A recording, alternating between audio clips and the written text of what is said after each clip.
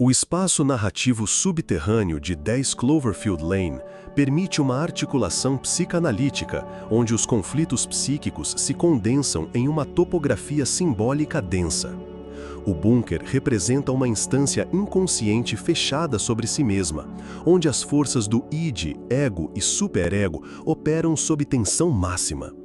A ausência de certeza sobre o exterior reflete a dinâmica do recalque e da negação como defesas estruturantes do aparelho psíquico.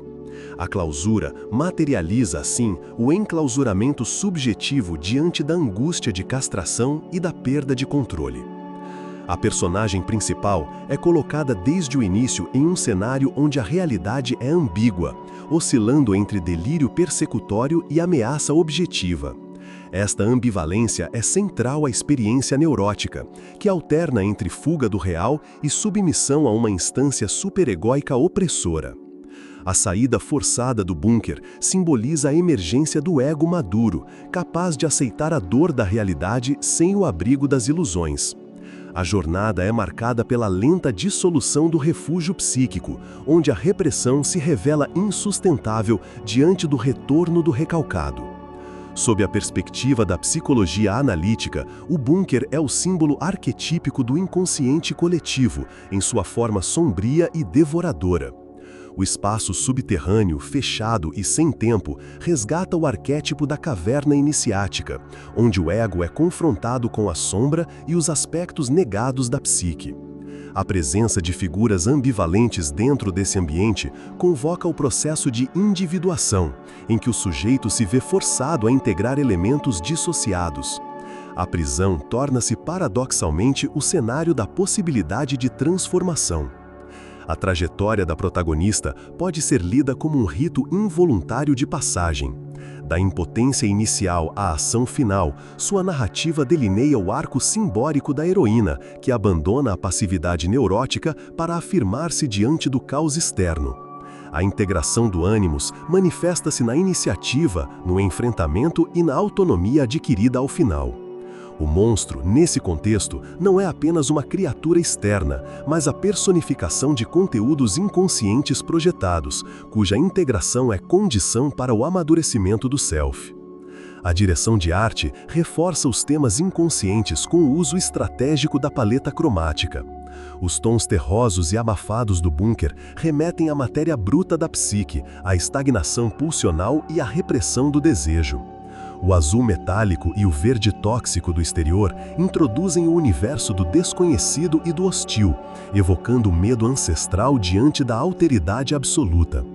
O contraste entre interior e exterior visualiza a tensão entre desejo de permanência e necessidade de ruptura, entre segurança regressiva e risco transformador. Os figurinos funcionam como prolongamentos das posições subjetivas das personagens. As roupas práticas e infantis da protagonista no interior do bunker indicam um estado regressivo, uma persona construída sob coerção e vigilância. A vestimenta protetora que ela adota no clímax é a armadura do ego em ação, sinalizando a emergência de um princípio de realidade fortalecido. Já o antagonista veste símbolos da autoridade paterna idealizada, que camuflam sua função opressora.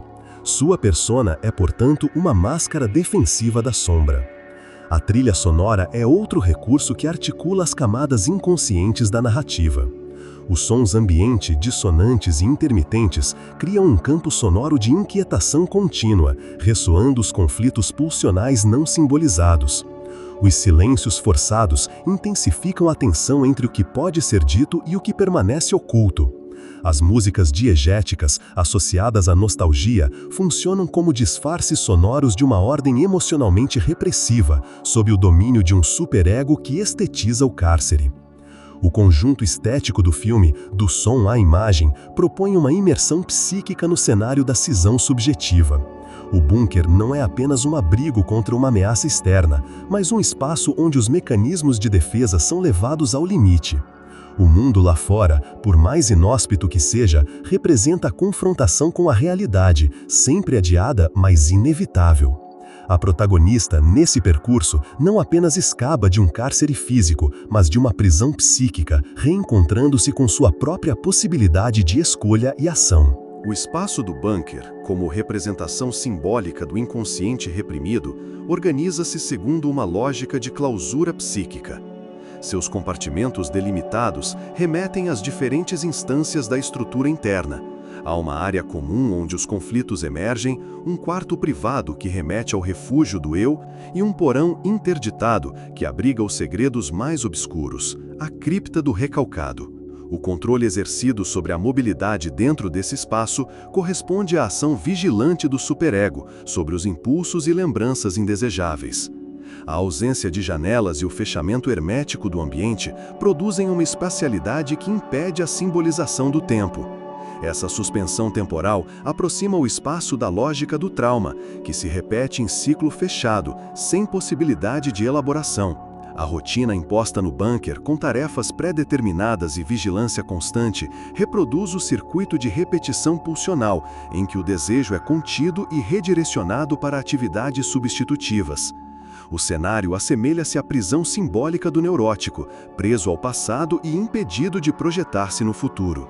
A escada que liga os diferentes níveis do bunker funciona como metáfora da transição entre os estados de consciência.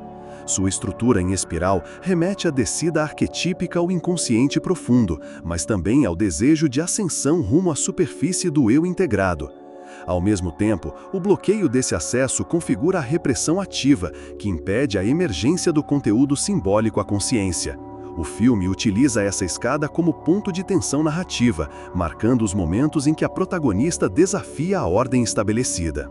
No porão, espaço interdito, é revelada a existência de uma vítima anterior, aprisionada e posteriormente eliminada.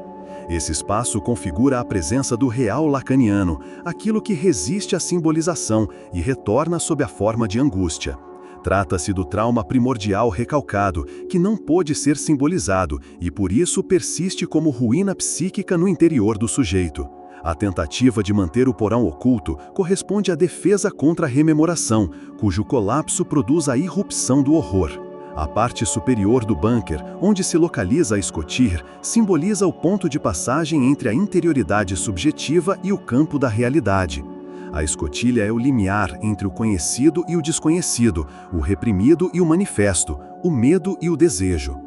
Sua abertura exige não apenas coragem, mas também a dissolução das defesas que sustentam o sintoma. Ao tentar acessar esse ponto de saída, a protagonista confronta o interdito simbólico, encarnado na figura do antagonista que proíbe sua libertação. O espaço exterior, inicialmente invisível, representa a alteridade absoluta, aquilo que escapa à representação psíquica. A incerteza quanto à sua natureza, se apocalipse real ou delírio psicótico, alimenta a ambivalência central da narrativa. Esse não saber remete à posição do sujeito diante do inconsciente. Ignorar seu conteúdo pode ser condição de estabilidade, mas também de servidão. A saída definitiva do bunker implica o reconhecimento de que o exterior, por mais ameaçador, é o campo necessário da experiência e da liberdade. A transformação do ambiente ao longo da narrativa reflete a progressiva mudança interna da protagonista.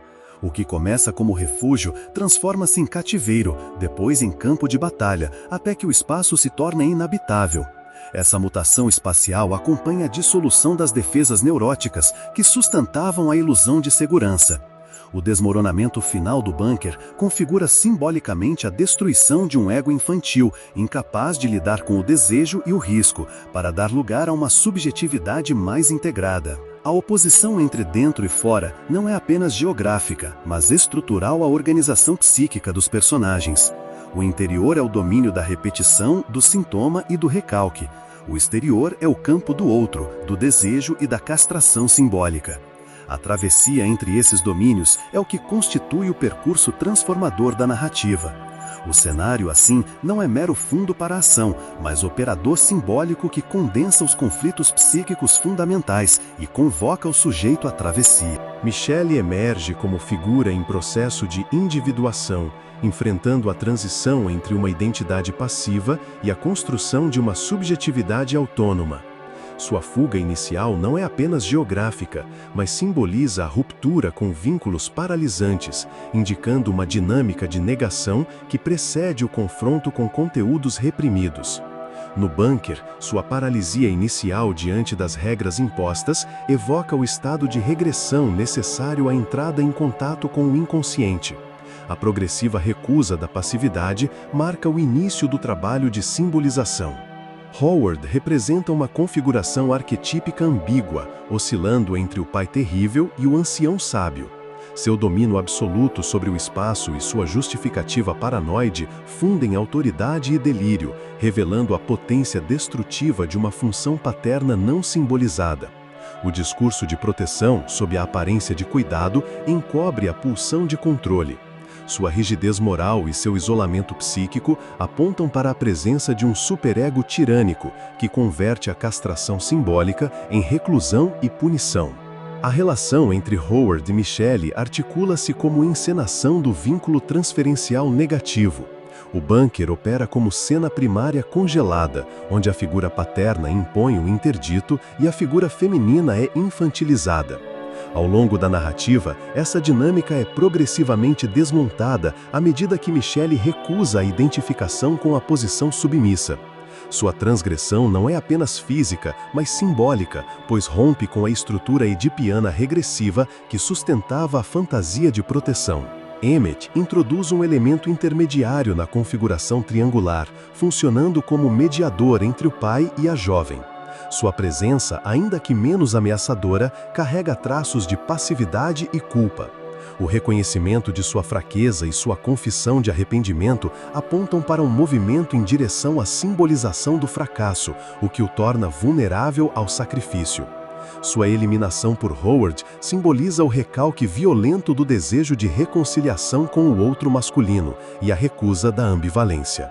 A dinâmica grupal dentro do bunker opera segundo os mecanismos do pequeno grupo psicótico. Há um líder delirante, uma vítima potencial e um cúmplice ambivalente. A coesão do grupo depende da aceitação da narrativa paranoide, sendo qualquer contestação interpretada como ameaça. A desorganização progressiva do grupo revela o colapso das defesas coletivas e a emergência de um conflito que não pode mais ser mantido no plano simbólico. A ruptura se dá com o assassinato de Emmett, momento de crise psíquica coletiva. Howard vive fixado em um trauma irrepresentável, cuja repetição ele tenta evitar a qualquer custo. A perda da filha, cuja imagem é deslocada sobre Michelle, constitui o núcleo não simbolizado de sua psicose. Ao projetar sobre ela tanto o amor quanto a punição, encena um duplo movimento de desejo e destruição. A impossibilidade de luto verdadeiro configura o bunker como cripta psíquica, onde o morto não enterrado retorna sob a forma de vigilância e controle. O delírio funciona como defesa contra a dor insuportável da perda.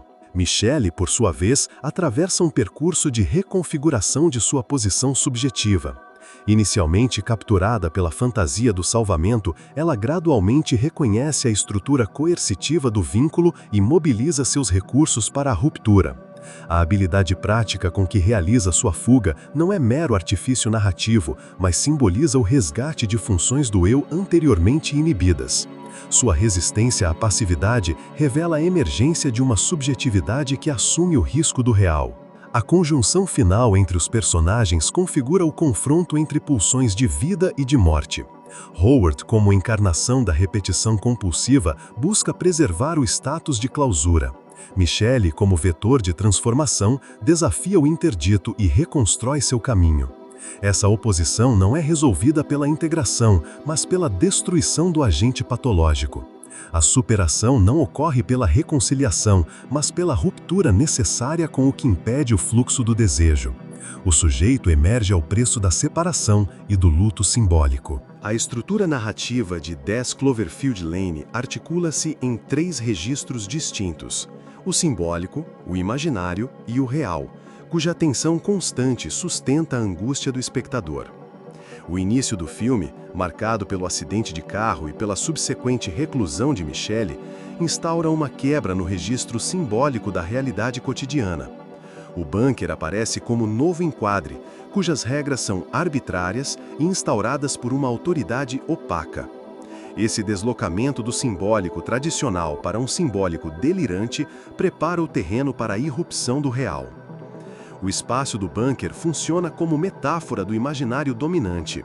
Nele, a realidade é mediada pelas palavras de Howard, cujas narrativas sobre o mundo exterior servem tanto para organizar o sentido quanto para manter o desejo em estado de suspensão. A dúvida constante sobre a veracidade dessas informações sustenta a tensão entre crença e incredulidade. A cena torna-se um campo de projeção, onde o outro é simultaneamente salvador e carcereiro, e a realidade não pode ser verificada diretamente. A relação entre os personagens mantém-se ancorada nesse imaginário confuso, onde os lugares subjetivos são instáveis e ambíguos. Michelle é ora filha, ora prisioneira, ora cúmplice. Essa multiplicidade de identificações impede a constituição de um simbólico estável, prolongando a indeterminação. A figura de Howard, por sua vez, encara um simbólico colapsado, onde a lei se torna indistinguível da loucura. Sua autoridade é exercida por meio do medo, e sua lógica interna não admite questionamento. O real irrompe quando a violência se torna inegável. A morte de Emmett não é apenas um ato simbólico, mas o ponto de saturação onde o delírio deixa de ser funcional. A partir desse momento, o imaginário não consegue mais recobrir o vazio de sentido, e o real aparece como aquilo que escapa à simbolização. A brutalidade do ato, a quebra da coesão do grupo, o pânico incontrolável. Michelle reage mobilizando o que resta de seu eu para elaborar uma saída concreta. A construção do traje de proteção simboliza o retorno à agência subjetiva. A transição para o mundo exterior marca uma segunda irrupção do real, desta vez sob a forma do impossível absoluto, o ataque alienígena. Esse elemento não é simples surpresa narrativa, mas figuração do real traumático que escapa a qualquer elaboração psíquica. O que está fora do bunker é de fato perigoso, mas esse perigo não invalida o delírio vivido dentro. Ao contrário, o real externo apenas duplica o real interno, mostrando que o trauma não pertence exclusivamente a um espaço físico, mas ao campo estrutural do sujeito. A superposição desses dois reais, o da violência psíquica e o da ameaça externa, desafia a lógica binária da segurança versus perigo. O filme não oferece um retorno à ordem simbólica, mas apenas a possibilidade de ação no caos. A decisão de Michelle de ir em direção ao desconhecido, ao invés de se proteger, marca sua escolha ética. Enfrentar o real não recuando, mas respondendo com um gesto de responsabilidade subjetiva. Essa passagem simboliza a superação do trauma pela inscrição ativa no tempo. O simbólico reaparece de maneira tênue no final, através da comunicação por rádio. Ainda que precária, essa conexão aponta para a existência de uma comunidade possível, não mais regida pela lei do pai opressor, mas por uma abertura à alteridade. Não se trata de restabelecer uma norma anterior, mas de criar novos sentidos a partir da ruína. A jornada de Michelle torna-se assim paradigmática de uma travessia ética do desamparo, onde o sujeito emerge na própria falta de garantias. A organização dos registros ao longo do filme revela uma estrutura circular e trágica. O imaginário protege do real até que colapse. O simbólico é pervertido ou insuficiente. O real irrompe e exige posicionamento. O processo de individuação de Michelle só se completa quando ela renuncia à crença em qualquer salvação externa e assume sua autonomia. O filme encerra-se, portanto, não com uma reconciliação, mas com o gesto de enfrentamento, o sujeito em guerra com o real, sustentado apenas por sua decisão de não mais se submeter. A trajetória de Michelle configura uma narrativa de iniciação marcada pela travessia de múltiplos limiares simbólicos. Inicialmente capturada pelo campo do outro, ela é confrontada com uma figura paterna distorcida, cuja proteção se confunde com controle. O bunker representa esse útero arquetípico ambivalente, onde o sujeito é ao mesmo tempo acolhido e aprisionado. Essa ambiguidade funda o conflito interno da protagonista, que precisa diferenciar o cuidado legítimo da dominação perversa. A jornada apresenta claras ressonâncias com o arquétipo da descida aos infernos, comum nos mitos de transformação. A clausura subterrânea remete ao espaço psíquico do inconsciente, onde os conteúdos recalcados e os complexos parentais exigem confrontação direta. Howard personifica o arquétipo do velho sábio corrompido, cuja função de mediação entre o mundo interno e externo é pervertida. Sua loucura representa a falência da função paterna estruturante, substituída por uma autoridade sem ética. A decisão de Michelle de não permanecer submissa à narrativa imposta representa o ponto de virada simbólica. Sua fuga não é apenas espacial, mas uma ruptura com o enlaçamento imaginário. Ao romper os limites do bunker, ela atravessa o limiar entre a alienação e a individuação. Esse movimento é acompanhado por atos concretos de criação e resistência, como a fabricação do traje, que simboliza a capacidade do eu de elaborar estratégias frente ao caos do real. O contato com o mundo exterior inaugura um novo patamar de realidade, no qual o sujeito já não pode contar com os referenciais prévios. O trauma se repete sob uma nova forma, mas agora encontra uma Michelle transformada. O enfrentamento com o alienígena não é um clímax tradicional, mas a exteriorização do conflito interno já vencido. A superação do pai opressor permite que a ameaça do real seja enfrentada com autonomia psíquica, sem regressão à paralisia inicial. A dimensão ética do filme se revela na escolha final da protagonista. Ao escutar o pedido de ajuda pelo rádio, ela decide deslocar-se em direção ao conflito, recusando o retorno ao isolamento. Trata-se de um gesto essencialmente ético, pois não se funda em garantias nem em recompensas, mas na decisão de responsabilizar-se pelo próprio desejo. A subjetividade construída ao longo da narrativa é aquela que, exposta ao desamparo, decide agir mesmo sem promessa de sucesso. Em termos arquetípicos, Michelle encarna a heroína que não vence monstros externos, mas aprende a transitar pelo espaço da angústia sem sucumbir. Seu percurso não oferece um final reconfortante, mas abre a possibilidade de um novo início. Esse novo começo não é regressivo nem nostálgico, mas implicado na construção de novos vínculos, novas formas de significação e uma nova posição frente ao real. O herói junguiano moderno é aquele que carrega o trauma sem negar sua marca. A ausência de um final restaurador explicita a recusa do filme em oferecer soluções simbólicas pacificadoras. O trauma não é superado, mas transformado em potência de ação. Essa perspectiva aproxima a obra de uma ética trágica, na qual a verdade do sujeito só pode emergir na relação com o impossível. A responsabilidade subjetiva não consiste em vencer o sofrimento, mas em fazer algo com ele. A sobrevivência, nesse contexto, adquire um sentido ético e não apenas biológico. Em síntese, 10 Cloverfield Lane propõe uma narrativa de travessia que articula elementos freudianos e junguianos em torno da angústia, do trauma e da reconstrução subjetiva. A protagonista encara o sujeito pós-traumático que, diante do colapso das mediações simbólicas, escolhe enfrentar o real com inventividade e coragem. O filme se encerra com uma imagem de movimento e abertura, sugerindo que a saída do bunker não é a chegada a um novo mundo, mas o início do verdadeiro combate ético no coração do real.